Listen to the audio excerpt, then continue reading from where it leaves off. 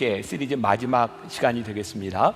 요한복음을 우리들이 계속해서 요한복음에만 나와 있는 말씀들로 사복음서 중에 나누고 있는데, 오늘은 믿음 없는 자가 되지 마라, 이런 제목인데, 오늘 말씀의 주인공은 도마입니다. 지난주에도 여러분들에게 이제 그런 의문이 들었을 것이다, 이런 이야기를 해서 성경에 우리가 잘 알고 있는 이야기, 세족식, 세종목요일에 대한 이야기 잘 알고 있는데 이 이야기가 요한복음에만 나오는구나. 기억나시죠? 기억나시는 거죠? 네. 그리고 오늘 이 의심 많은 도마에 대한 이야기도 마태, 마가, 누가, 요한복음 가운데 부활하신 예수님과 만난 이야기 가운데 요한복음에만 나오는 이야기입니다. 자, 오늘 우리들이 믿음에 대한 이야기를 나누어 보려고 하는데, 우리들이 신앙생활을 하면서 교회를 다니면서 믿음이 뭐지? 진짜 믿음이 뭘까? 또 믿습니까? 라고 하는 이 물음에 대해 우리는 무엇을 믿고 있지? 이런 의문이 들 때가 참 많이 있습니다. 오늘 그 믿음에 대한 이야기를 좀 나누어 보려고 하고요. 믿음하면 우리들에게 생각나는 사람이 하나 있죠. 아브라함입니다. 믿음의 조상이라 불리는 아브라함. 히브리서 11장을 우리들이 믿음장이라고 이야기를 하는데, 그 히브리서 11장은 그 아브라함의 믿음에 대해서 이렇게 이야기를 하고 있어요. 갈 바를 알지 못하고 떠나간 사람, 하나님의 말씀에 순종한 사람. 오늘 말씀의 주인공은 믿음과는 조금 거리가 먼, 우리의 뇌리 속에, 우리의 입에 늘 떠올리는 의심 많은 도마, 의심 많은 도마, 이렇게 불리는 사람입니다. 도마는 예수님의 부활을 처음에 믿지 못했던 그런 사람이고요. 도마는 예수님의 부활을 믿게 되었을 때 그의 온 삶이, 그의 의식, 그의 행동, 그의 소망, 모든 것들이 변한 사람이기도 하죠. 그런데 오늘 이 의심과 이 믿음이라고 하는 것이 오늘 본문 말씀 가운데 보면 이 공동체와 아주 밀접한 연관이 있구나라는 생각을 가지게 되기도 합니다.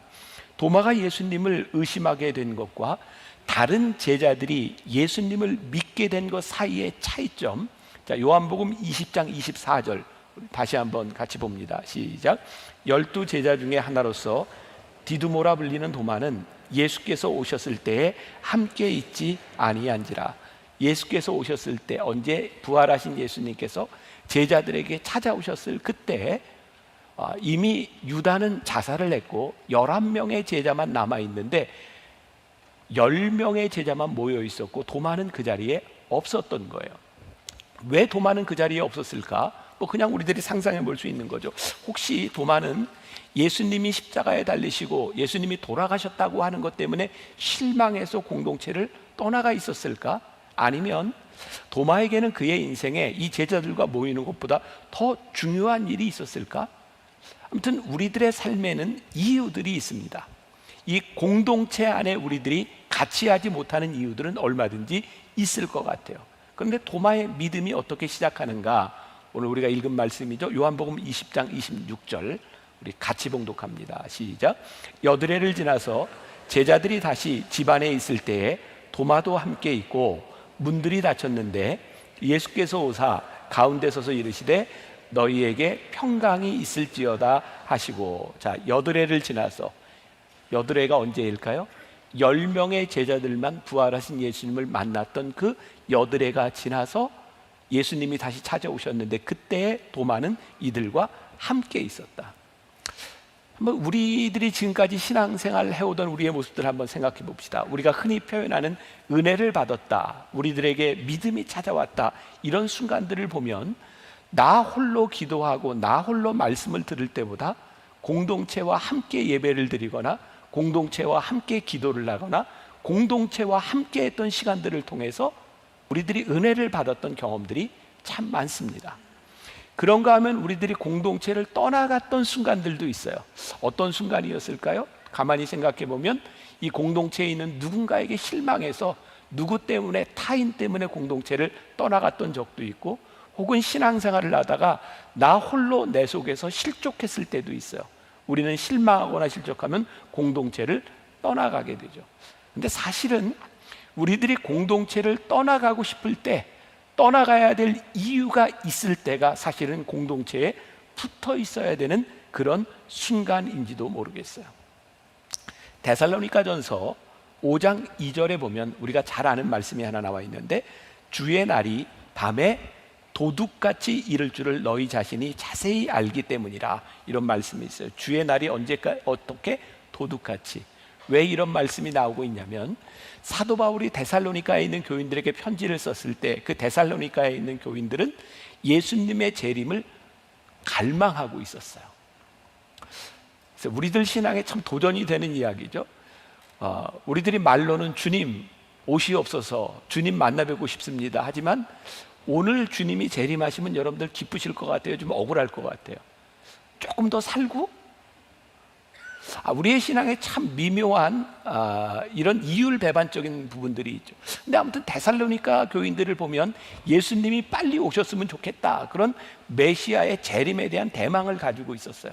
그래서 초대교회 사람들은 인사할 때 이렇게 인사를 했었죠. 마라나타. 이게 무슨 말이에요?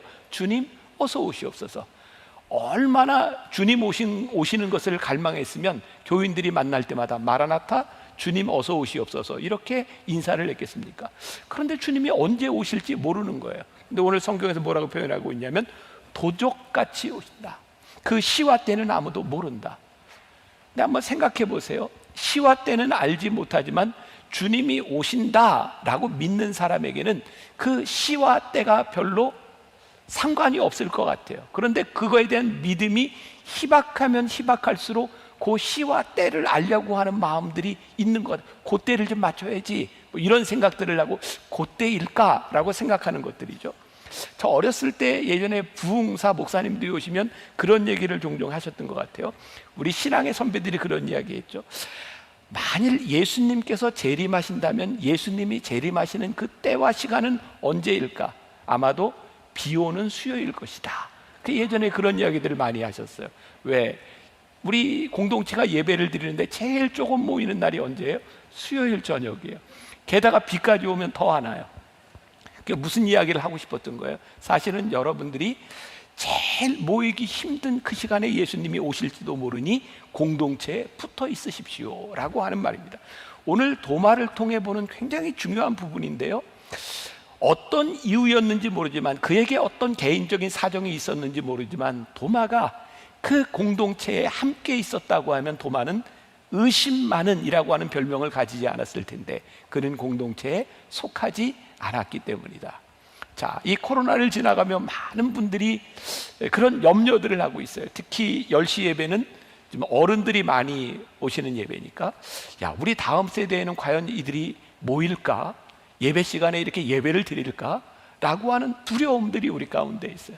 근데 저는 이번 이 1년 코로나 어간을 지나가는 동안 하나님이 저에게 주신 큰 축복이 있는데, 이 코로나에 정말 많은 스케줄들이 취소되고 하면서 저는 기독교 역사 가운데 지난 한 1000년 동안 있었던 많은 고전들을 읽을 수 있는 기회가 있었어요.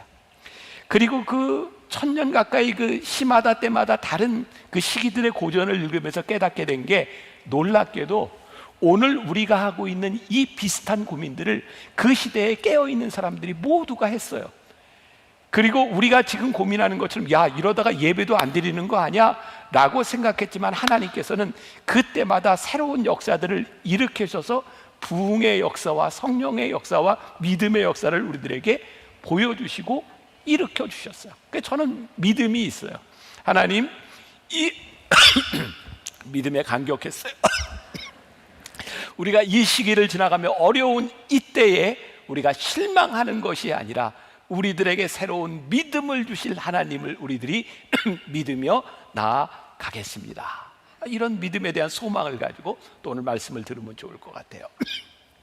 자, 오늘 말씀 우리가 잘 아는 도마의 의심에 관한 내용인데요, 또 제가 요 근래 돌아가신 오카는 목사님의 설교집과 또 이렇게 CD를 이렇게 들을 수 있는 기회들이 있었어요. 오카는 목사님 설교 중에 굉장히 인상적인 게 하나 있었는데 잘 생각하고 들어보셔야 됩니다. 교회의 타락은 언제부터인가? 부활을 기념하는 데서 교회의 타락이 시작했다. 부활을 기념하는 데서. 언제부터인가? 아니, 2000년 역사 가운데서 교회가 타락하는 시점들이 있는데 부활을 믿는 것이 아니라 부활을 기념하기 시작하면서 교회는 타락하게 되었다는 거예요. 자, 여러분들, 우리들이 무언가를 기념한다고 하는 것을 생각해 봅시다. 그게 어떤 의미일까? 기념한다고 하는 것은 뭔가 생생한 역사가 우리들에게서 사라지기 시작할 때 우리는 그날을 기념해요. 우리들이 뭐 생일도 이렇게 기념하죠. 또 결혼 기념일도 이렇게 기념하죠. 어떤 분이 그런 이야기를 하더라고요. 남편이 갑자기 아내의 생일과 아내의 결혼 기념일을 잘 챙기기 시작하면 의심해라. 뭔가 일이 일어나고 있다. 사람들이 기념일을 잘 챙기는 이유 가운데 하나는 실제적이지 않고 기념일로 뭔가를 대신하려고 하는 거죠. 그런 위험의 징후를 우리는 지금 현대 교회에서 많이 보게 됩니다. 놀랍게도 지난 10년 동안에 우리 교회 안에도 있었던 변화들이 있는데, 부활절 예배나 크리스마스 예배나 송구영신 예배 때가 되면 다른 예배 때보다 훨씬 더 많은 사람들이 참여합니다. 저는 이번에 송구영신 예배 온라인 그 예배를 드리면서도 깜짝 놀랐는데, 여러분 온라인에 접속한 사람이 송구영신 예배 5만 명이 넘습니다. 우리 교회. 놀래주세요. 놀랍지 않습니까? 그런데 어떻게 이런 현상이 일어나는가? 사람들이요, 제대로 신앙생활을 못하고 이 믿음이 우리들의 삶 속에서 체험되지 못하니까 그것만이라도 기념해야 되겠다는 생각이 드는 거예요. 여러분, 우리들이 믿는 것과 기념하는 것은 다른 차원의 문제고, 그런 면에서 옥하는 목사님이 말씀하셨던 부활을 기념하면서 교회는 타락하기 시작했다는 말은 분명히 의미가 있는 거예요. 오늘 여러분들에게 제가 믿음의 도전을 드리고 싶은 거예요. 우리는 부활을 믿는가, 부활을 기념하는가? 오늘 본문 요한복음 20장 24절 다시 봅니다. 12제자 중에 하나로서 디두모라 불리는 도마는 예수께서 오셨을 때에 함께 있지 아니하니라. 말씀 속의 상황, 예수님이 부활을 하셨어요. 이미 제자들에게 나타나셨어요.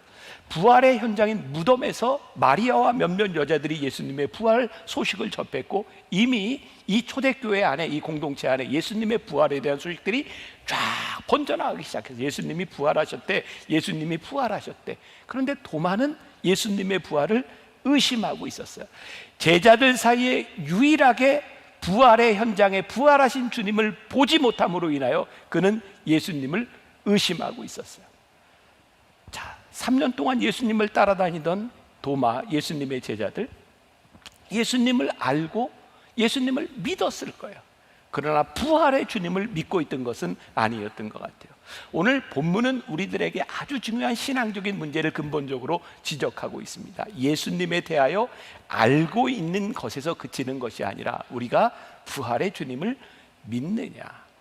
생각해 보니까 사도 바울도 그가 바울 되기 전 사울이었던 시절에 예수님을 알고 교회에 대한 모든 소식을 알고 있었던 것 같아요. 근데 그는 그가 알고 있는 지식으로 예수를 믿는 사람들을 핍박하고 스데반을 죽이던 자리에 있었어요. 근데 사도 바울을 변화시킨 사건은 그가 예수 믿는 자들을 핍박하려고 다메섹으로 가던 도상에서 부활의 주님을 만나는 순간 그의 인생이 바뀝니다. 오늘 부활의 주님이 우리 가운데 고백될 수 있기를 간절히 소원합니다. 그 부활의 주님이 우리들에게 어떤 역사를 하실 수 있는가? 말씀을 묵상하면서 우리들의 믿음에는 이런 단계들이 있을 수 있구나, 이런 차원이 있을 수 있겠구나라는 생각을 합니다. 첫 번째는 주님과 동행하며 주님이 행하시는 놀라운 기적을 보았던 사람들이 경외심을 가지고 주님을 믿는 믿음이었어요. 아마 여기 있는 많은 사람들이 그렇지 않을까요? 우리들이 들어왔던 게 뭐 예수를 믿으면 이런 일이 일어날 수 있어. 그리고 우리 윗세대 분들에게는 많은 신유의 역사들, 방언의 역사들, 여러 가지 성령의 역사들을 통하여 우리들이 보고 경험한 것을 통하여 예수님을 믿었어요. 자, 예수님의 놀라운 역사들을 믿는 사람들의 마음 가운데는 늘 어떤 기대가 있냐면 축복에 대한 기대감이 있어요. 하나님께서 나에게 어떤 축복을 주실까? 나에게 어떤 일을 행하실까? 자, 우리가 이 부분에서 조금만 잘못 가면 우리의 신앙이 소위 말하는 기복주의에 빠져요. 예수님을 믿으면서 우리들이 늘 바라는 우리들의 기대감들이 있는, 우리가 바라는 기대감이 채워지지 않을 때 우리들에게 오는 것은 실망감입니다. 그래서 이러한 신앙에 머무는 사람들은 하나님을 믿으면서 참 실망을 많이 해요. 이 실망이 조금 도를 지나치게 되면 어떤 현상들이 일어나는가? 내 이 실망감을 채워줄 수 있는 다른 어떤 외적인 요소들을 자꾸 찾아가게 되는 거예요. 자, 여러분들 오해하지 마세요. 우리가 신앙생활을 하면서 여기서 성경 공부도 하고 여기서 또 말씀도 듣고 이런 것이 잘못된 것은 아닌데, 근본적으로 내가 바라는 것이, 내가 원하는 것이 채워지지 않음으로 인하여 자꾸 주변의 것들, 우리가 소위 말하는 영적인 것이라고 하는 것들에 이렇게 귀를 기울이기 시작하면서 잘못하면 우리들이 기복주의로 빠질 수도 있어요. 여기에서 조금 한 단계 올라간다면 두 번째 어떤 신앙의 단계가 있을까? 그것은 주님의 십자가를 믿는 신앙이죠. 여러분, 십자가를 든든히 붙들고 십자가에 대한 신앙을 가지고 있는 사람들은요, 사명주의가 있어요. 아, 십자가의 주님, 나를 위해 죽으신 주님을 생각하니 나도 이런 사명을 가지고 살아야 되겠다. 그런데 여기서 조금 잘못하면 나에게 주어진 사명주의가 나를 지나치게 절제하게 만들고, 그러다 보면 자기중심적인 자기 절제, 자기 훈련에 빠져서 극단적인 이상주의에 빠질 수 있어요. 그래서 내가 사명자로서 살아가기는 하는데 내 신앙의 기쁨을 잃어버리는 사람들이 있어요. 참 놀랍죠. 정말 열심히 신앙생활하는데 늘 심각해, 늘 짜증나. 참 신기하죠. 하나님의 일을 하는데 늘 짜증나. 왜 짜증나냐면 내가 열심히 못하고 최선을 다하지 못하고 또 나 때문이 아니라 저 인간이 저 하나님의 일을 저렇게 하는 걸 보니까 화가 나. 내가 십자가를 믿고 살아가는데 왜 나는 화와 짜증 가운데 살아가는가? 혹시 여러분들 미나리라는 영화를 보셨나요? 하도 영화가 그냥 하도, 그래서 제 아내하고 한 몇 주 전에 영화를 봤어요. 그래서 극장에 갔더니 아무도 없이 제 아내하고 둘이만 영화를 봤어요. 참 놀랍게. 제 아내가 안 믿더라고요. 아무도 들어오지 말라고 제가 얘기했다 그래. 아무튼 뭐 둘이 영화를 봤어요. 그 영화에서 제가 굉장히 인상적이었던 게, 주역은 아니지만 미나리 영화를 좀 보셨으면 좀 이해하기가 좋았을 텐데, 초창기 미국 이민 세대 중에 거기서 이제 농장을 일구는데, 거기 한국 전쟁에 참여했던 한 미국 남자가 농장에서 같이 일을 해요. 근데 그 남자가 주일이 되면 다른 사람들은 교회를 가는데 본인은 교회를 가지 않고 늘 십자가를 지고 걸어요. 십자가 굉장히 귀하기는 한데 이 사람은 어떤 공동체에도 속하지 못하고 이 사회와 조금은 다른 그런 삶을 살아가고 있어요. 우리들이 사명주의, 십자가를 진다고 하는 것이 굉장히 중요한데, 여기에 부활의 신앙이 빠져 있으면 우리의 신앙이 그렇게 극단적으로 빠질 수 있는 거예요. 자, 기복주의에 빠지면 우리는 하나님을 믿으면서 절대로 어떤 어려움에도 어떤 사명도 지려고 하지 않습니다. 왜? 나는 복을 받아야 되니까. 그런가 하면 우리들이 십자가를 인하여 절제하는 사람들은 내가 사명도 감당하고 십자가도 주는데 기쁨이 없어요. 여러분, 부활의 신앙은 우리들에게 어떤 믿음을 주는지 아세요? 우리가 고난을 회피하지 않습니다. 십자가를 회피하지 않습니다. 우리가 십자가를 지는 그 자리에서도 부활하신 주님을 믿기 때문에 우리들에게 소망이 있는 겁니다. 부활은 고난 속에서 소망을 바라보게 하고 우리의 사명의 자리에서 주님을 바라보게 하는 것입니다. 그래서 확신이 있습니다. 기쁨이 있습니다. 포용합니다. 용서합니다. 단순히 주님의 놀라운 사건과 역사만 믿는 것이 아니고 십자가만 바라보는 것이 아니라 이 모든 것 속에서 부활의 신앙이 살아있을 때 우리들에게 기쁨과 활력과 평안이 우리들 가운데 찾아오는 거예요.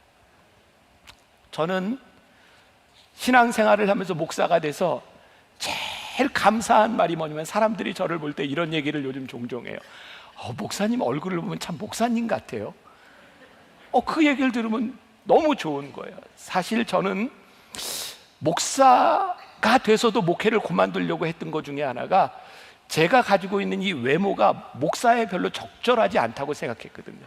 제가 눈도 너무 좀 무섭게 생기고 인상도 너무, 그런데 이렇게 목회를 하다 보니까 제가 변한 것 같아요. 제 아내가 저한테 문득문득 그런 얘기를, 결혼할 때 그 얼굴이 아니래요. 30년 지나서 지금 훨씬 낫대요. 우리 며느라기가 옛날 제가 초등학교, 중학교, 고등학교, 대학교 사진을 쭉 보면서 어떻게 아버님은 갈수록 멋있어지세요? 막 이런 얘기를 하는 거예요. 믿어주세요, 진짜요. 그런데 왜 그럴까 생각해 보니까, 제가 목회를 하는 30여 년 동안 참 어렵고 힘든 시간들이 있었지만 저에게 한 번도 제가 하고 있는 이 목회에 대한 이 기쁨이 저에게서 떠나가 본 적이 없는 거예요. 사람들이 저에게 종종 그런 얘기를 묻거든요. 목사님은 혹시 죽어서, 아니 다시 태어나서 살아간다면 어떤 일을 하시겠어요? 저는 주저하지 않아요. 저는 이 길을 그대로 갈 것 같아요. 오늘 여러분들에게 도전하고 싶은 거, 우리들이 하나님을 믿는 것이 그렇게 기복주의에 빠지거나 그렇게 십자가를 지고 안타깝고 힘든 일이 아니라 부활의 주님을 바라보며 살아가는 것이 우리들에게 얼마나 놀라운 일인가, 우리가 도마를 통해서 우리들이 보아야 될 부분인 것. 예수님을 따라다녔던 제자들의 삶, 예수님의 능력을 보고 기적을 체험하며 수없이 많은 사람들이 예수님을 따라했지만 예수님의 십자가 앞에서 많은 사람들이 흩어져 버렸어요. 그런데요, 예수님의 십자가 현장에 있었던 사람들도 그들은 예수님의 십자가의 현장을 지켰지만 진정한 사명자가 되지는 않았어요. 그들은 두려웠어요. 그들은 슬펐어요. 그들을 사명자로 만들어준 것은 부활하신 주님을 만나면서 그들이 사명자로 바뀌는 거예요. 사도행전 7장에 보면 우리가 잘 알고 있는 스데반의 순교 이야기가 나옵니다. 아시죠? 최초의 순교자.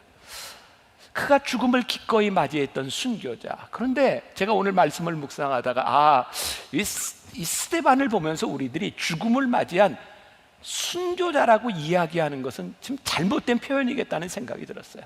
스데반이 죽는 순간에, 사람들이 돌을 던져 죽이는 그 순간에 성경이 뭐라고 이야기하고 있어요? 하늘 문이 열리고, 그리고 스데반이 자기에게 돌을 던지는 자들을 향하여 주님, 저들의 죄를 용서하여 주옵소서라고 기도하며 죽어가는 스데반의 얼굴이 해같이 빛나며 하늘 문이 열렸다라고 되어 있어요. 저는요, 이것이 그의 죽음의 순간이 아니라 영광스러운 삶에 참여하는 순간이었구나, 그것은 순교자의 죽음에 대한 순간이 아니라 영광스러운 자리로 옮겨지는 순간이었구나. 이 부활의 주님을 바라본다고 하는 것은 우리의 신앙을 송두리째 바꿔놓는 일입니다. 자, 다시 이야기합니다.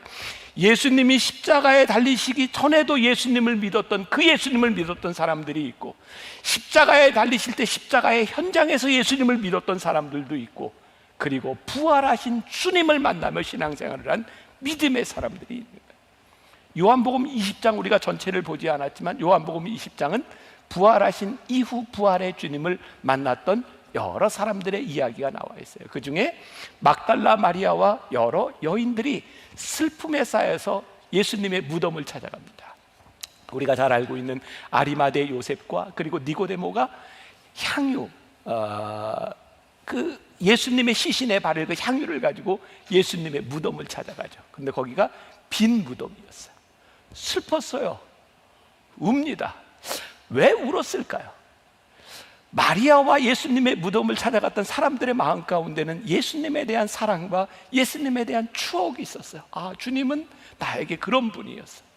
그런데 예수님의 시신이 없으니 그들의 추억에 담아둘 실체가 보이지 않는 거예요. 슬펐어요. 눈물을 흘렸어요. 근데 거기에 너희들이 누구를 찾느냐 말씀하시고 동산지기인 줄 알았는데 그분이 예수님이라는 것을 알고 그들이 기쁨을 회복하죠. 자, 여러분들 추억이라는 걸 생각해 보세요. 추억은 있지만 그 추억은 소망과 기쁨은 존재하지 않습니다. 추억은 시간이 지나면 사라져 버리는 거예요. 부활하신 주님이 우리 가운데 있지 않으면, 생생하게 우리 가운데 역사하지 않으면 우리의 신앙은 추억이 되고 시간이 되면 사라져 버리는 거예요. 10명의 제자들의 모습이 어떠했을까요? 성경에 보면 부활하신 예수님을 만났던 그 제자들, 그 전에 제자들이 모여 있었어요. 예수님이 십자가에 달리셨다는 이야기를 듣고 예수님이 처음 찾아오셨을 때 그들은 문을 걸어 잠그고 그들은 집안에 모여 앉았어요. 이유가 무엇일까요? 이전의 제자들은 예수님과 함께 다니면서 기적을 행하시고 예수님이 행하시는 말씀을 같이 그 옆에 들으면서 어깨를 활짝 펴고 굉장히 잘난 척하던 사람들이었어요. 막 예수님께로 사람들이 막 찾아오니까 제자들은 애들은 가 이게 아무나 오는 자리가 아니야. 막 이렇게 뻐기면서 우리 예수님과 함께하는 사람들이야. 그런데 그들이 예수님이 십자가에 달리시고 나니 그들끼리 모여서 문을 걸어 잠그고 안에 두려움으로 떨고 있었던 사람이에요. 그러지 않았을까요?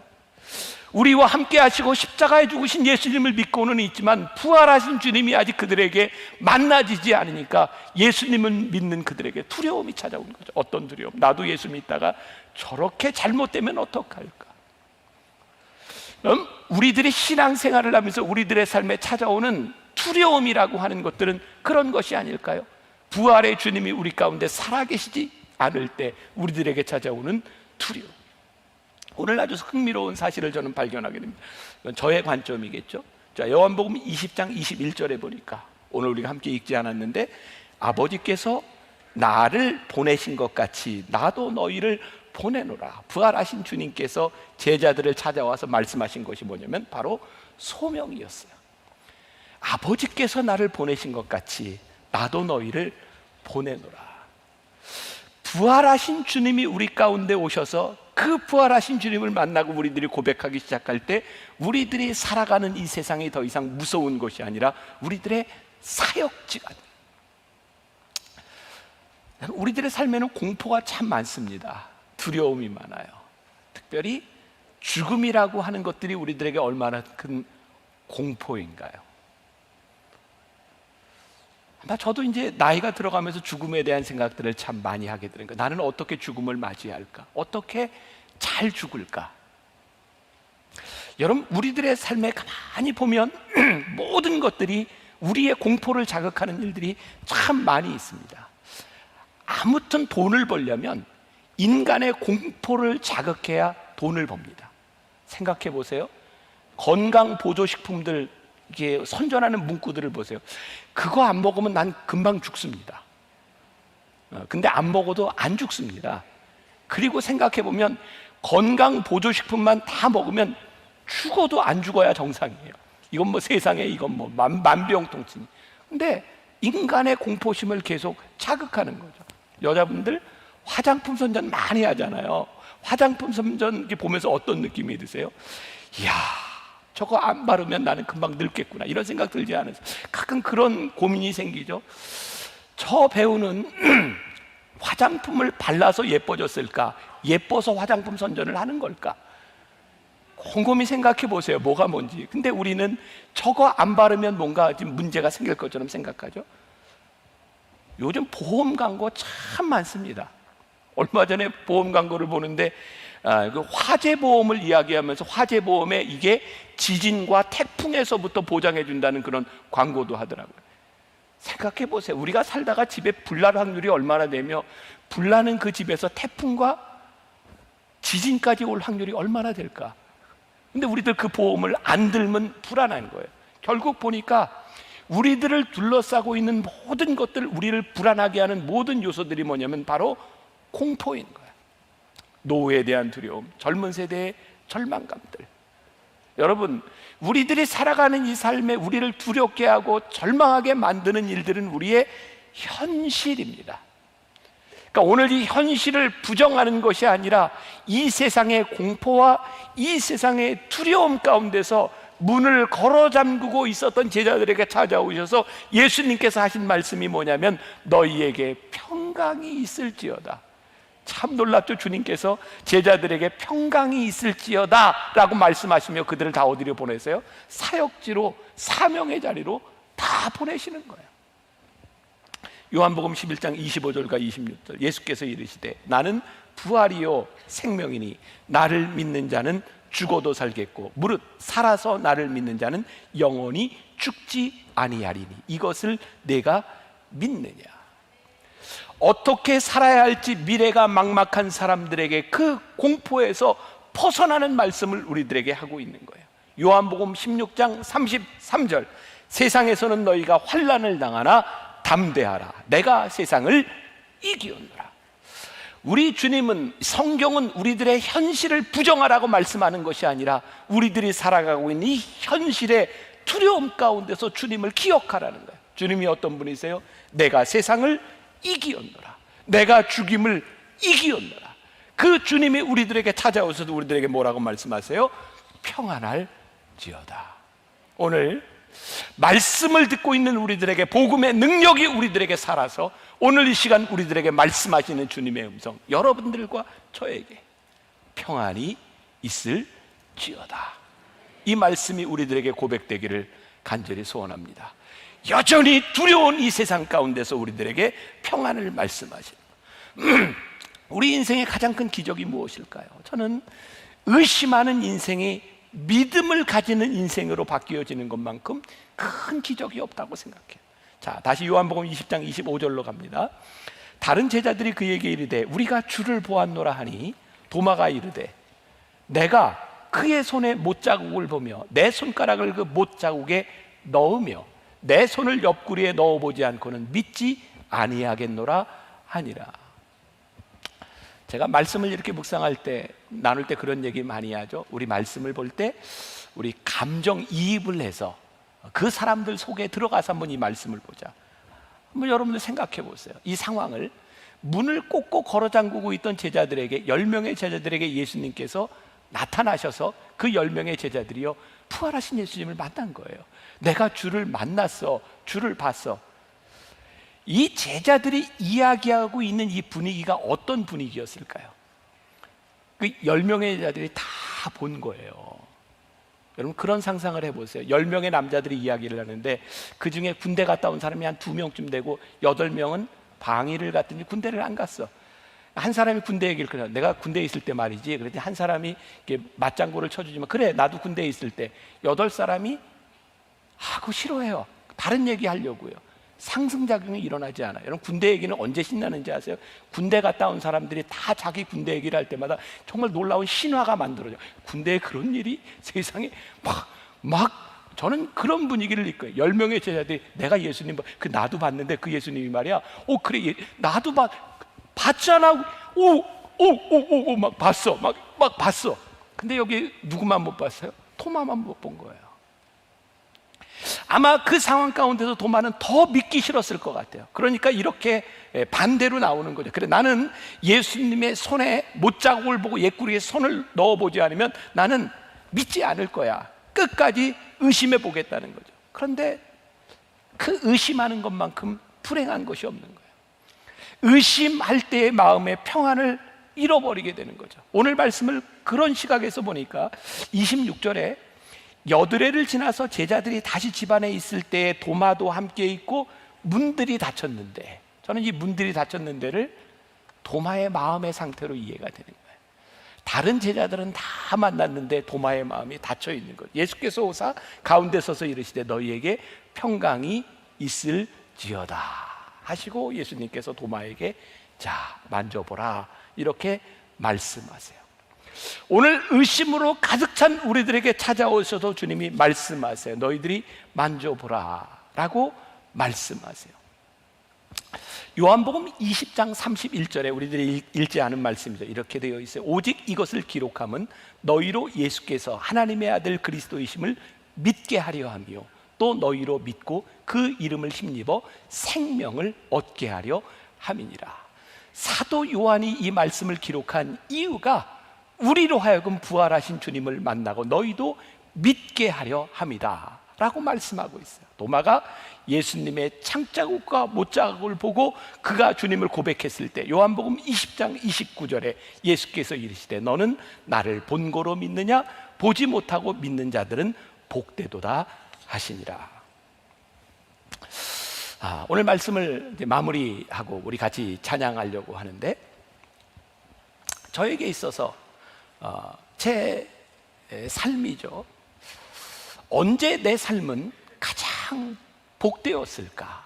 저도 어렸을 때부터 목사의 아들로 태어나서 정말 수없이 말씀을 들으며 주일학교를 다니며 그렇게 신앙생활을 했던 사람.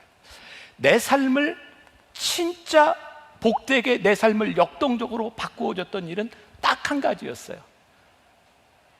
주님이 나를 여기에 세워주셨고 주님이 나와 함께 하실 것이고 주님께서 내 길을 인도하실 것이라고 하는 그 믿음이 저를 붙잡아 주었어요. 다시 여러분들에게 말씀드려요. 여러분들이 아시지만 제가 사는 제 삶의 현실에도 저는 많은 어려움도 있고 저는 육체의 가시도 있고 참 힘든 일들을 많이 지나가고 있는데 제 속에서 빼앗아 갈 수 없는 게 딱 한 가지 있어요. 그것은 하나님께서 저를 보내신 저의 소명이에요. 저에게는 늘 그런 꿈이 있어요. 딱 한 가지 소원이 있다면, 하나님, 제가 이 땅에서 살아 숨쉬는 동안 저에게 맡겨진 소명을 잘 감당하고 가면 좋겠어요. 그런데 그렇게 이 거룩한 소원을 가지고 기도하는데도 내가 생각하는 잘이라고 하는 내 소원대로 되는 건 아니에요. 참 신기하죠. 난 진짜 목회 열심히 하고 싶은데 조금만 열심히 하면 아파요. 그때마다 하나님, 저 잘하고 싶은데 왜 그러세요? 근데 금방 깨닫게 되는 게 있어요. 너는 태생적으로 안 아프면 네 맘대로 하잖아. 그러니까 너는 여기서 한번 딱 꺾어놔야 돼. 그게 하나님이 나를 잘 가도록 인도하시는 것이라는 것을 믿음으로 고백하게 돼요. 어려움은 어려움인데 내 사명의 자리에서 분명히 십자가가 있는데 부활의 주님을 바라보며 나로 하여금 이 길을 가게 하는 것. 도마의 놀라운 고백글을 바꿔놓은 것이 뭐예요? 요한복음 20장 28절과 29절. 도마가 대답하여 이르되 나의 주님이시여 나의 하나님이시니이다. 예수께서 이르시되 너는 나를 본고로 믿느냐? 보지 못하고 믿는 자들은 복되도다. 오늘 우리들에게 이 의심의 구름이 사라져야 우리들에게 확신이 오고, 우리들에게 이 확신이 돌아와야 우리들에게 소망이 생기고, 소망의 끈을 놓지 않아야 우리들이 이 소망의 길을, 믿음의 길을 끝까지 갈 수 있는 거예요. 오늘 여러분들 이 도마를 통해서 저는 그런 생각에, 의심 괜찮아요. 주님이 우리들에게 보여주시고 알려주시고 만지게 하실 거니까. 그러나 우리들이 주님을 알려고 하는 데서 끝나는 것이 아니라 우리들의 마음에 주님을 믿으려고 하는 소원이 있을 때, 그 믿음이 우리 속에 들어올 때 오늘 우리들에게 평안하라, 평안하라 말씀하시는 주님이 여러분들 가운데 임하기를 주님의 이름으로 간절히 축원합니다. 우리 한번 십자가의 능력을